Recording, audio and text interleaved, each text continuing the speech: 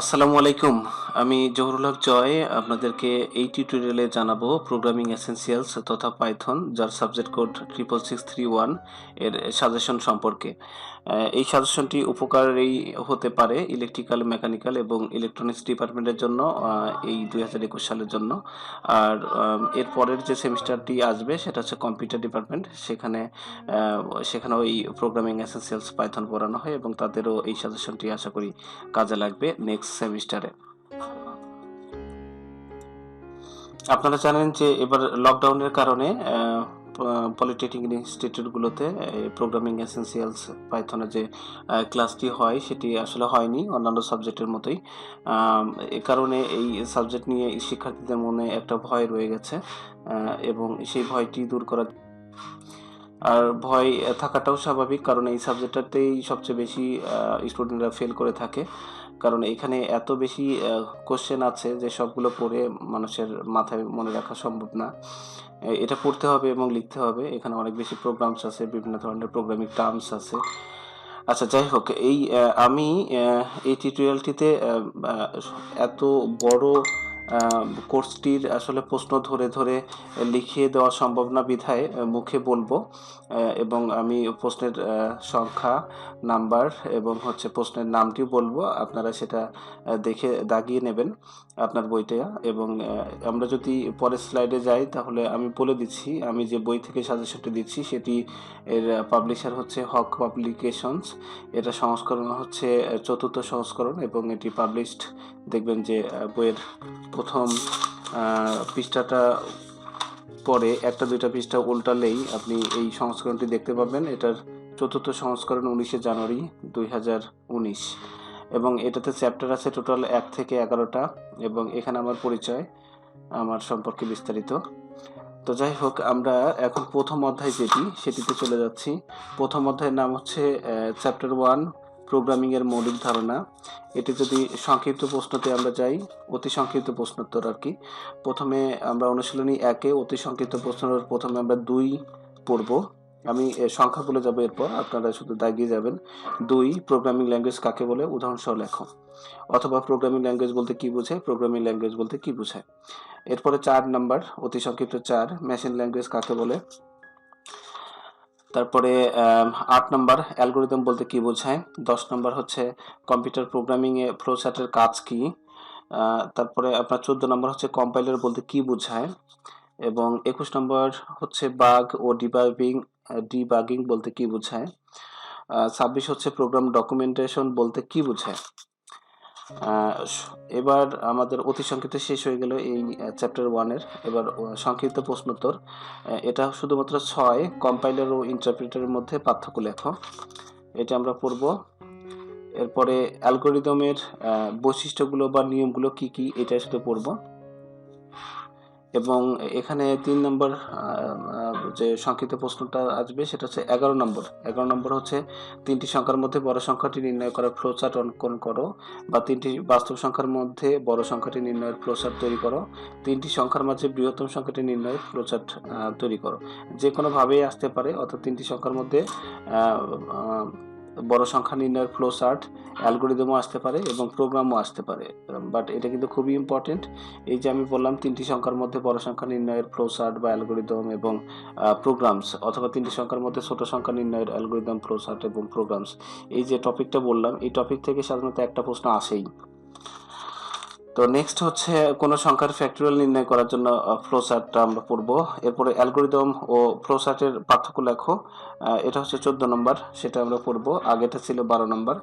এরপরে 16 নম্বর হচ্ছে ত্রিভুজের ক্ষেত্রফল নির্ণয়ের ফ্লো চার্ট, 16 নম্বর, এটা আমরা পড়ব। এটা আমাদের শেষ।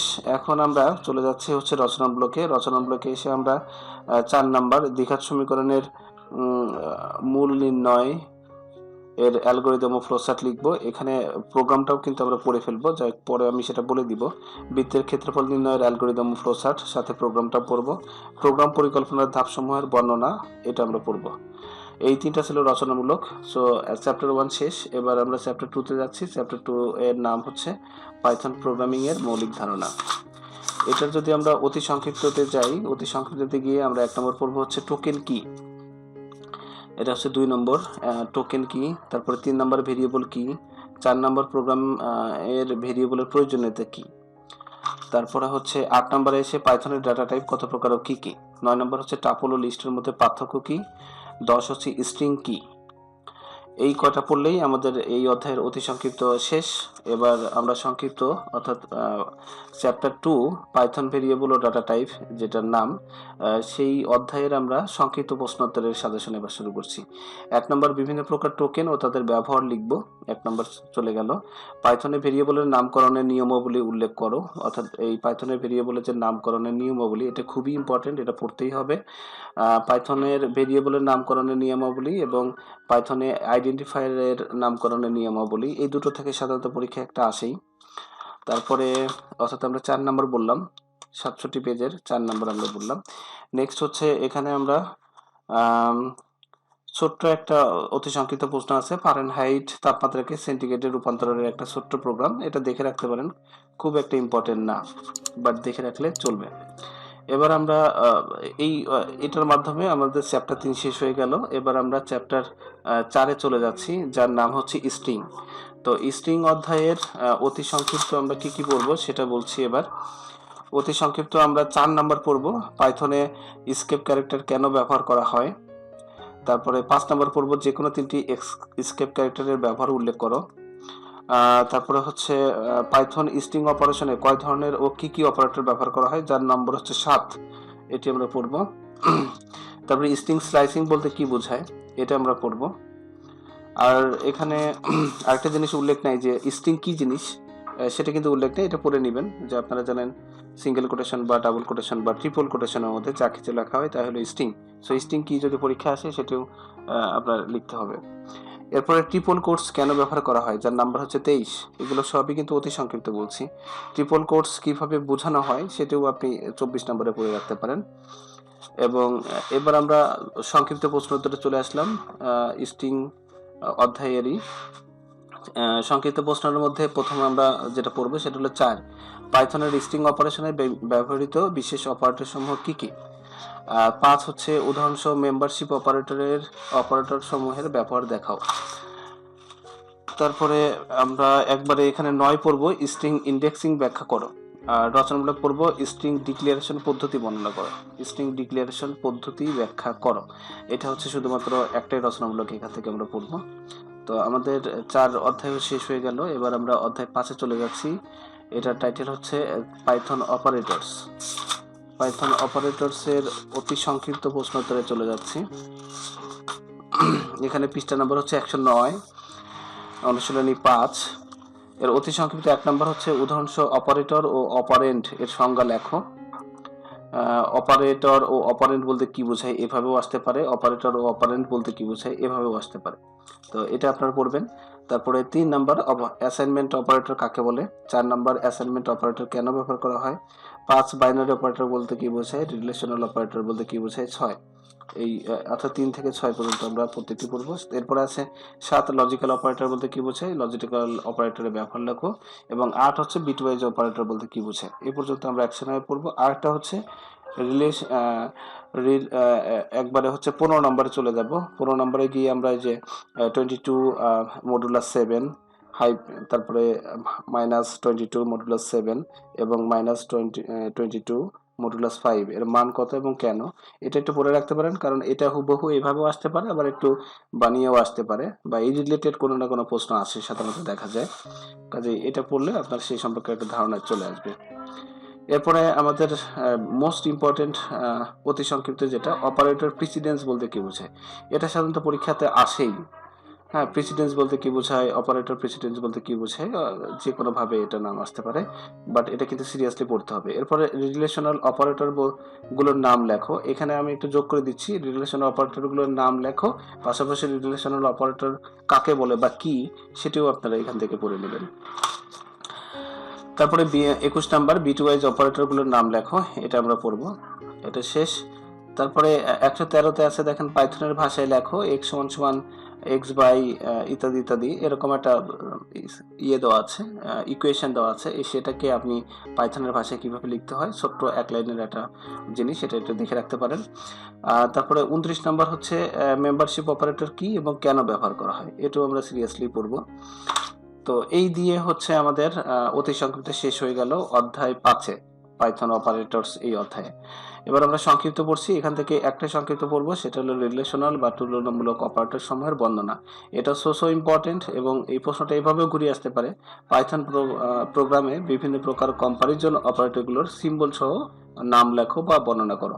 সো এই যে 4 নম্বরের এই কোশ্চেনটা, এটা খুবই ইম্পর্টেন্ট, এটা আপনারা সিরিয়াসলি পড়বেন। তো এই গেল আমাদের হচ্ছে সংক্ষিপ্ত প্রশ্নোত্তর। আমরা সংক্ষিপ্ত এখান থেকে আর কিছু পড়বো না এই অধ্যায়ে। ইভেন অতি মানে যেটা আছে রচনামূলক, অর্থাৎ অধ্যায় 5-এর রচনামূলকও কিছু পড়ছি না, টোটালি রচনামূলক এটা বাদ। এরপরে আমরা শুরু করব হচ্ছে যে সিদ্ধান্ত গ্রহণ। সিদ্ধান্ত গ্রহণ এই অধ্যায় নাম্বার 6, এটাতে আমরা যদি চলে যাই, এটার অতি সংক্ষিপ্ততে চলে যাচ্ছি। এখানে গিয়ে প্রথমে 1 নম্বর যেটা দেখতে পাচ্ছি স্টেটমেন্ট কাকে বলে, এটা আমাদের পড়তে হবে।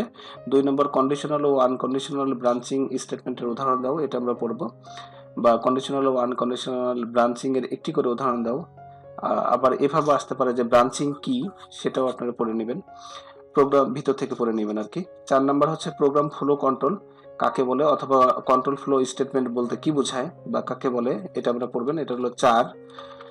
তো অতি সংক্ষিপ্ত আমরা এখানে দেখালাম হচ্ছে 1, 2, 4। নেক্সট হচ্ছে ইপিএলসি স্টেটমেন্টের সাধারণ ফরম্যাট আমরা লিখো, এটা হচ্ছে 9 নম্বর, এটা আমরা পড়ব।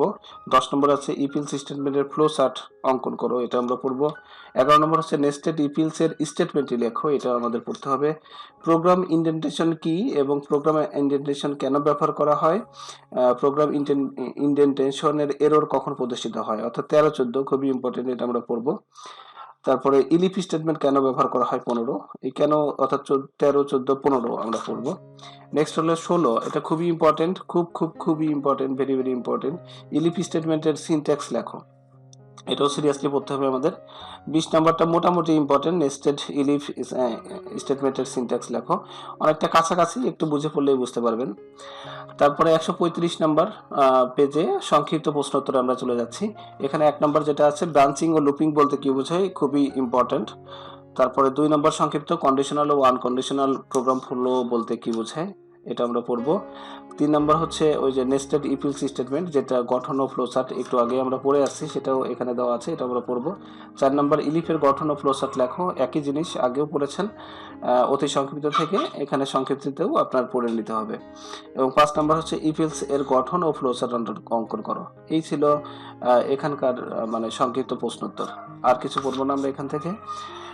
নেক্সটে চলে যাচ্ছি যে রচনামূলকে এসে কিবোর্ড থেকে 3টি সংখ্যা রিড করে ছোট সংখ্যাটি প্রিন্ট করার প্রোগ্রাম লেখো। ওই যে একই কথা, যে 3টি সংখ্যার মধ্যে ছোট সংখ্যা নির্ণয়ের প্রোগ্রাম লেখো, এভাবে আসতে পারে। আবার এই একই কোশ্চেন কিন্তু এভাবে আসতে পারে যে প্রোগ্রাম ফাংশন ব্যবহার করে 3টি সংখ্যার মধ্যে ছোট সংখ্যা নির্ণয়ের প্রোগ্রাম লেখো, এভাবে আসতে পারে। আর 3 বাহুর মধ্যে সম্ভবত যাচাই করব ক্ষেত্রফল নির্ণয়ের একটা প্রোগ্রাম লেখো, এটি আরো ইম্পর্টেন্ট। সো এইখানে আমরা 2টি অর্থাৎ 4 এবং 5 রচনাগুলো খুব সিরিয়াসলি। এরপরে আমাদের অধ্যায় নম্বর 7 লুপিং অধ্যায়, এটির যদি অতি সংক্ষিপ্ততে যাই 153 নম্বর পেজ আমি দেখতে পাচ্ছি। এখানে অতি সংক্ষিপ্ত প্রশ্নোত্তর 1 নম্বর হচ্ছে লুপিং বলতে কি বোঝায়, এটা আমরা পড়বো। 5 নম্বর হচ্ছে 2টি লুপিং স্টেটমেন্টের নাম লেখো, এটা আমরা পড়বো। 8 নম্বর হচ্ছে ফর লুপের সিনট্যাক্স লেখো, এটা আমরা পড়বো। 9 হচ্ছে ফর লুপের ফ্লো চার্ট উল্লেখ করো, এটা আমাদের পড়তে হবে। এরপরে আছে 13, 14, 15, 16, 17 অর্থাৎ হোয়াইল লুপ ব্যবহার করা হয় কেন, হোয়াইল লুপের সিনট্যাক্স লেখো, হোয়াইল লুপের ফ্লো চার্ট উল্লেখ করো। ইনফিনিটি লুপিং বলতে কি বোঝায়, এটা 16, এটা আমরা পড়বো। পাইথনে ইনফিনিটি লুপিং কত প্রকার ও কি, এটা আমরা পড়বো। এবং ফাইনালি 18 নম্বর হচ্ছে নেস্টেড লুপিং বলতে কি বোঝায়, এটা আমরা পড়ার পরে এখানে এসে ব্রেক স্টেটমেন্টের কাজ কি, কন্টিনিউ স্টেটমেন্টের কাজ কি, 23, 24 এই দুটো পড়লে এখানে আমাদের শেষ। এবং 25 আছে আমাদের পাস স্টেটমেন্ট কেন ব্যবহার করা হয়, অর্থাৎ 23, 24, 25 এই কয়টা অতি সংক্ষিপ্ত আমরা পড়বো। তো এটা শেষ হয়ে গেল। এবার আমরা সংক্ষিপ্ত প্রশ্নোত্তর এই লুপিং অধ্যায়ে 5 নম্বর শুধু পড়বো। ফর লুপের সাথে ইলস স্টেটমেন্ট কিভাবে ব্যবহার করা হয় বা কেন ব্যবহার করা হয়। 5 নাম্বার অতি সংক্ষিপ্ত প্রশ্নোত্তর। তাছাড়া এখানে আর নতুন করে কিছু পড়বো না, কারণ সবকিছু ওইদিকে সব পড়ে ফেলেছি। 10 নম্বর পড়তে পারেন, ব্রেক ও কন্টিনিউ স্টেটমেন্ট উদাহরণসহ বর্ণনা করো। কিন্তু ওই যে অতি সংক্ষিপ্ত 23-24 পড়লেই অনেকটা হয়ে যায়, এই জন্য এই 10 পড়লেও পড়তে পারেন, না পড়লেও চলে। সংক্ষিপ্ত প্রশ্নোত্তর আমাদের শেষ। এবার হচ্ছে আমরা চলে যাচ্ছি যে আপনার ফর লুপ ও হোয়াইল লুপের মূল পার্থক্য কি। অতি সংক্ষিপ্ত প্রশ্নোত্তর 15, এটি 158 পেজে আছে। ফর লুপ ও হোয়াইল লুপের পার্থক্য কি, এটাও খুবই ইম্পর্টেন্ট। আর এখানে রচনামূলক যা আছে একটাও আমরা আসলে পড়বো না, টোটালি বাদ। ওকে, এবার লিস্ট অধ্যায় নম্বর 8। এটা যদি অতি সংক্ষিপ্ততে যাই, এটার 1 নম্বরের লিস্ট বলতে কি বোঝায় সেটি আমরা পড়বো। 4 নম্বর হচ্ছে লিস্ট ও অ্যারের মধ্যে পার্থক্য লেখো, এটি পড়তে হবে। লিস্টের উপাদানে অ্যাক্সেসিং পদ্ধতির সমূহের নাম লেখো। 6 নম্বর ইন্ডেক্সিং বলতে কি বোঝো। 7 নম্বর নেগেটিভ ইন্ডেক্সিং বলতে কি বোঝায়।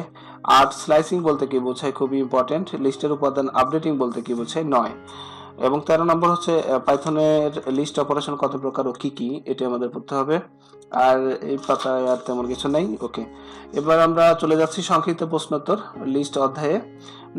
সংক্ষিপ্ত প্রশ্নোত্তরে আমরা লিস্টে ব্যবহৃত বিল্ট ইন 3টি ফাংশনের কাজ উল্লেখ করো। 12 নম্বর যেটি, সেটি আমরা আসলে পড়ব। লিস্টে ব্যবহৃত 3টি ফাংশনের নাম বা কাজ উল্লেখ করো, 12, এটি শুধু আমরা পড়ব। নেক্সট হচ্ছে আপনার রচনামূলক উদাহরণসহ লিস্টের উপাদান অ্যাক্সেসিং পদ্ধতি সমূহ বর্ণনা করো, এটা হচ্ছে রচনামূলক 2। এবং রচনামূলক 6, লিস্টে ব্যবহৃত বিল্ট ইন মেথড সমূহের আলোচনা করো বা ব্যাখ্যা করো, 182 পেজে। এই লিস্ট অধ্যায়ে আমরা 2টা রচনামূলক শুধু পড়বো, একটা হচ্ছে 2 এবং 6, উদাহরণসহ লিস্টের উপাদান অ্যাক্সেসিং পদ্ধতি, আর একটা হচ্ছে লিস্টে ব্যবহৃত বিল্ট ইন মেথড সমূহ ব্যাখ্যা করো। সো এই অধ্যায় শেষ হয়ে গেল। অধ্যায় নাম্বার 9 টাপল অধ্যায়ে এবার আমরা চলে যাচ্ছি। টাপল অধ্যায়ে প্রথমে আছে লিস্টের তুলনায় টাপলের সুবিধা সমূহ কি কি, অর্থাৎ 9.0.2 এবং 183 পেজে। এই যে কথাটা, এটা কিন্তু খুব ইম্পর্টেন্ট, এটা পড়ে নেবেন।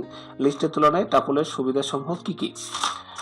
তারপরে আমি একবারে সরাসরি চলে যাচ্ছি অতি সংক্ষিপ্ত 201 নম্বর পেজে। টাপল কি, এটা আমরা পড়বো। টাপল ও লিস্টের মধ্যে পার্থক্য কি, সেটি আমরা পড়বো। 4 নম্বরে আছে টাপল অপারেশন কত প্রকার ও কি কি, কনক্যাটেনেশন অপারেটর, রিপিটেশন, মেম্বারশিপ, এগুলো আমরা পড়বো। তারপরে লিস্ট ও সেটের মধ্যে পার্থক্য কি, 16 নম্বর, এটা আমরা পড়বো। তারপরে আপনার 17 নম্বর হচ্ছে সেটে উপাদান সংযোজনের জন্য ব্যবহৃত মেথড সমূহের নাম লেখো, এটা আমরা পড়বো। তারপরে পাইথনে কয় ধরনের ও কি কি সেট অপারেশন আছে, 18, এটিও আমরা পড়বো।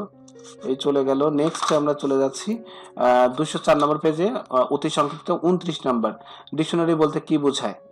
এবং 30 নম্বর, পাইথনের ডিকশনারি কেন ব্যবহার করা হয়, খুবই ইম্পর্টেন্ট। এবং ডিকশনারিতে ব্যবহৃত হয় এমন 3টি বিল্ট ইন মেথডের নাম লেখো, 31, অর্থাৎ 29, 30, 31, 204 নম্বর পেজে টাপল অধ্যায় আমরা অতি সংক্ষিপ্তও পড়বো।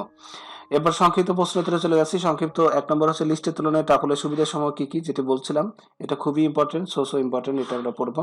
তারপরে টাপলের নেগেটিভ ইন্ডেক্সিং পদ্ধতির উদাহরণ দাও, এটা হলো 4 নম্বর, এটা আপনারা পড়বেন। 10 নম্বর হচ্ছে বিভিন্ন প্রকার সেট অপারেশন ব্যাখ্যা করো, সেটি আমরা পড়বো। নেক্সট রচনামূলকে চলে যাচ্ছি। রচনামূলকে এসে আমরা টাপলের বিভিন্ন অপারেশন ব্যাখ্যা করো, এটা পড়বো। ডিকশনারি 5 নম্বর হচ্ছে ডিকশনারির উপাদান অ্যাক্সেসিং, আপডেটিং এবং বিয়োজন প্রক্রিয়া উদাহরণসহ বর্ণনা করো, নাম্বার 5 রচনামূলক। এটার মাধ্যমে এই অধ্যায় শেষ। এবার অধ্যায় নম্বর 10-এ চলে যাচ্ছি, যার নাম হচ্ছে ফাংশন। ফাংশন অধ্যায়ে আমরা অতি সংক্ষিপ্ত পড়বো হচ্ছে ফাংশন বলতে কি বোঝায়, 1 নম্বর। 2 নম্বর হচ্ছে কলিং ফাংশন ও কল্ড ফাংশন বলতে কি বোঝায়, এটা পড়বো। 6 নম্বর হচ্ছে ফাংশন আর্গুমেন্ট বলতে কি বোঝায়, এটা পড়বো। 10 নম্বর হচ্ছে রিকার্সিভ ফাংশন কি, এটা আমরা পড়বো। রিকার্সিভ ফাংশন কিন্তু খুবই ইম্পর্টেন্ট। 7 নম্বর হচ্ছে ইউজার ডিফাইন্ড ফাংশন কাকে বলে। 8 নম্বর হচ্ছে লাইব্রেরি ফাংশন কাকে বলে, অর্থাৎ 7, 8 এটাও আমরা পড়বো। নেক্সট আমরা চলে যাব 16 নম্বরে, ফাংশন প্রোটোটাইপ বলতে কি বোঝায়। ফাংশন প্রোটোটাইপ বলতে কি বোঝায় সেটি আমরা পড়বো। 13 নম্বর হচ্ছে ফাংশন তৈরির সিনট্যাক্স লেখো, সেটি আমরা পড়বো। 14 নম্বর হচ্ছে ফাংশনের রিটার্ন বলতে কি বোঝায়, সেটিও আমরা পড়বো। তারপরে 4টি লাইব্রেরি ফাংশনের নাম লেখো, 19 নাম্বার, এটা আমরা পড়বো।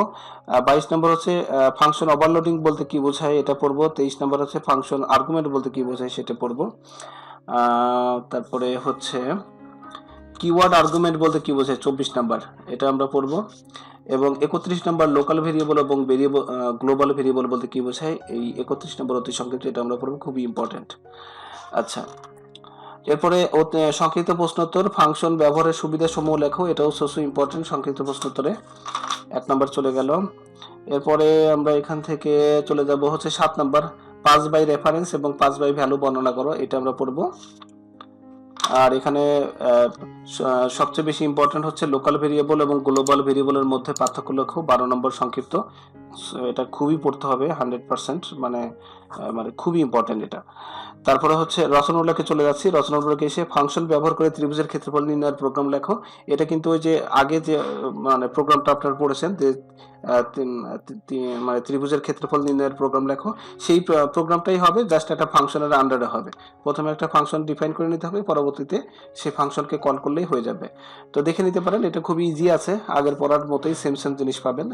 এটা অর্থাৎ রচনামূলক 6 আমরা পড়বো। 7 আছে লাইব্রেরি ফাংশনে ইউজার ডিফাইন্ড ফাংশনের মাঝে পার্থক্য, 7 নম্বর ইম্পর্টেন্ট। 8 নম্বর হচ্ছে ফাংশন ব্যবহার করে 1 থেকে 100 পর্যন্ত বিজোড় সংখ্যাগুলোর যোগফল নির্ণয় করো, এই 1 থেকে 100 থাকতে পারে, 1 থেকে 1000, 10,000ও থাকতে পারে, একই জিনিস, আপনি এটা উপরে নেবেন। অর্থাৎ 6, 7, 8 আমাদের হচ্ছে 10 নম্বর অধ্যায়ের ফাংশন এর চ্যাপ্টারের আপনার হলো রচনামূলক। এরপরে লাস্ট অধ্যায় নাম্বার 11, ফাইলের ইনপুট আউটপুট অপারেশনস, এর অতি সংক্ষিপ্ততে চলে যাচ্ছি।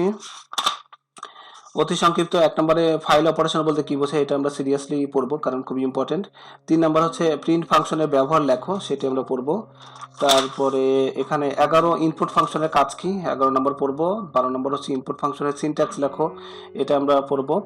13 নম্বর হচ্ছে ফাইল কি, খুবই ইম্পর্টেন্ট, এটা সিরিয়াসলি পড়তে হবে।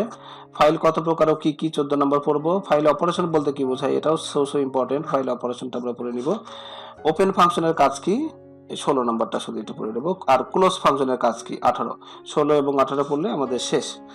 এরপরে আপনার আছে হচ্ছে নেক্সট 27, এরর হ্যান্ডেলিং এর জন্য কয়টি ও কি কি ব্যবহার করা হয়, এরর হ্যান্ডেলিং 27 নম্বর অতি সংক্ষিপ্ত, এটা আমরা পড়ব। এরপরে আমরা চলে যাচ্ছি হচ্ছে সংক্ষিপ্ত প্রশ্নোত্তর, এখানে আসলে দেওয়ার মতো তেমন কিছু নাই, কাজে এখানে কোনো কিছু দিলাম না, বাট রচনামূলক একটা দেব, এবং সেটা আপনার হচ্ছে ভিতর থেকে দিব। রচনামূলক 2টা দিব, একটা হচ্ছে যে এরর হ্যান্ডেলিং এর যেগুলো আপনার আছে টেকনিক আছে, 3টা টেকনিক আছে, একটা try accept technique, try accept else technique, try accept finally technique, এটা পড়ে নিতে পারেন। তবে এটা চাইতে বেশি ইম্পর্টেন্ট আর একটা আছে এই অধ্যায়ে রচনামূলক, সেটা হচ্ছে ফাইল খোলা ও বন্ধ করা। এভাবে প্রশ্ন আসতে পারে যে পাইথনে ফাইল খোলা ও বন্ধ করা ব্যাখ্যা করো। সো এটা 11.4 আর্টিকেল, 238 পেজ, এটা আপনারা পড়ে নেবেন যতটুকু পারেন লিখতে। ওকে, এই দিয়ে শেষ হয়ে গেল আমাদের টোটাল 1 থেকে 11 অধ্যায়ের যে প্রোগ্রামিং এসেনশিয়ালস পাইথনের এই বছরের জন্য সাজেশন। এরপরে আমরা বিশেষায়িত কিছু প্রোগ্রাম পড়ব, এটা 268 নাম্বার পেজে আমি চলে যাচ্ছি। এখানে কিছু স্পেশাল প্রোগ্রাম দেওয়া আছে। আচ্ছা, তার আগে আরেকটা আছে 263 ইয়েস, ওকে, 263 পেজে দেখেন সমস্যা নাম্বার 3 লেখা আছে সেলসিয়াস তাপমাত্রাকে ফারেনহাইটে রূপান্তরের প্রোগ্রাম।